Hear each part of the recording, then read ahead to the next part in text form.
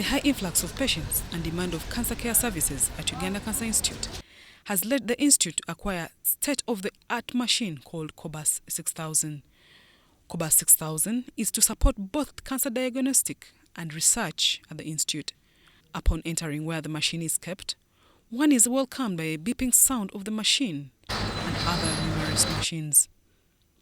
Before handling it, one is required to put on personal protective gear. The laboratory is very busy, with lab technicians carrying out different test samples with all kinds of sophisticated machines. The head of laboratory at Uganda Cancer Institute, Nixon Nyonzima, says that the machine can carry out more than 2,000 test samples per day. High-quality cancer care without improving diagnostics. So as a cancer institute, we've actually tried to increase or improve the diagnostic capacity of the institute.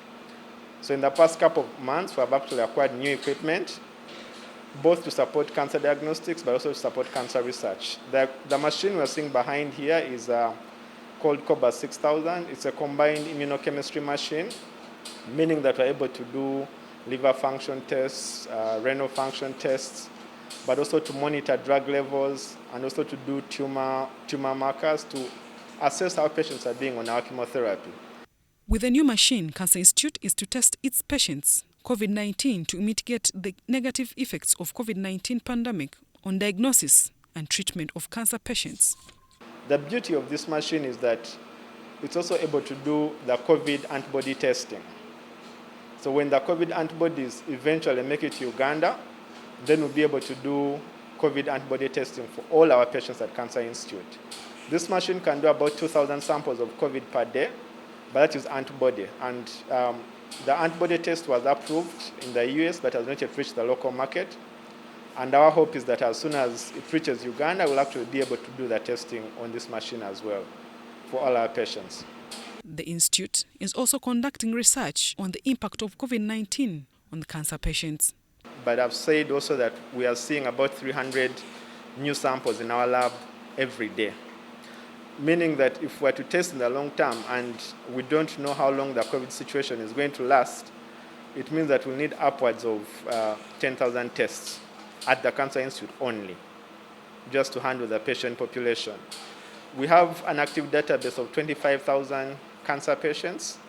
Those are patients who are actually coming to care constantly. So at the very minimum, we need about 30,000 tests at the Cancer Institute. In other development, Uganda Cancer Institute has started making their own sanitizers to minimize the costs. In bulk, to reduce the cost. Because there's a time when the 1 liter of the sanitizer was going almost up to 200,000. That was too high. Yeah, but we know we have limited funds. So what we said, no. Preparing the sanitizer is something very simple. And we have a team here, the technical team, the pharmacists. All we needed were just a few beakers and all that. So now we do prepare our sanitizer according to the WHO guidelines. The head of pharmacy, Uganda Cancer Institute, says that before change in procurement, drug availability was between 20 to 30%, with 70% of patients buying them from outside. Very few. So right now as we speak, we have almost 90%.